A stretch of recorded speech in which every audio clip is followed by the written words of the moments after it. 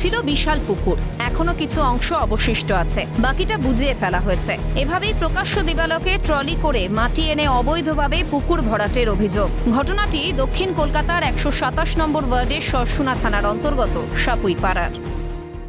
দক্ষিণ কলকাতার কলকাতা কর্পোরেশনের 127 নম্বর ওয়ার্ডের সরসুনা সাপুইপাড়ায় দিবালোকে চলছে পুকুর ভরাট।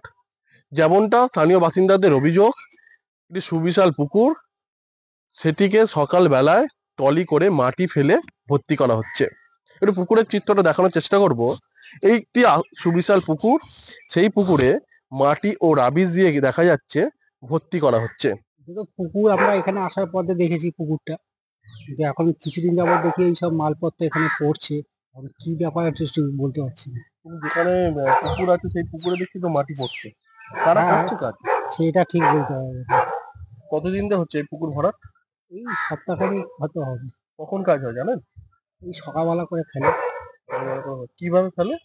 ওই টলি আছে। বিষয়টি তদন্ত করে দেখে পুকুরটি আগের হালে ফিরিয়ে আনাতে ব্যবস্থা নেওয়া হবে বলে আশ্বাস দিয়েছেন 127 নম্বর ওয়ার্ডের পুরমাতা মালবিকা বৈদ্য। এটা সম্পর্কে আমি অবগত ছিলাম না, আপনারাই খবর দিলেন। আমাদের মাননীয় মুখ্যমন্ত্রীর নির্দেশে এবং আমাদের মেয়র ফিরহাদ হাকিমের তত্ত্বাবধানে আমরা প্রত্যেকটা পৌর প্রতিনিধি আমাদের দায়িত্ব যে কোনো জলাশয় যাতে না ভর্তি হয়। আপনারা খবর দিলেন, দেখছি, আমরা একটা তদন্ত করে দেখব আমরা, এবং পরবর্তীকালে পুকুরটা যাতে পরিষ্কার করে আগের অবস্থায় ফিরিয়ে আনা যায় সেই ব্যবস্থাই আমরা নেব। তৃণমূল জামানায় এটা নতুন ঘটনা নয়, কটাক্ষ করেছে বিজেপি। দেখুন, বলার আর কিছু নেই, এ আজকে নতুন করে কোনো বিষয় না। সারা পশ্চিমবঙ্গ জুড়েই এই পুকুর ভরাট, বেআইনি জমিতে প্রমোটিং, এই ধরনের যত রকম অসাধু কাজ কারবার রয়েছে তৃণমূল সরকারের আমলে তা ধীরে ধীরে বেড়ে আজকে প্রায় 100% জায়গাতেই কমপ্লিট করে ফেলেছে।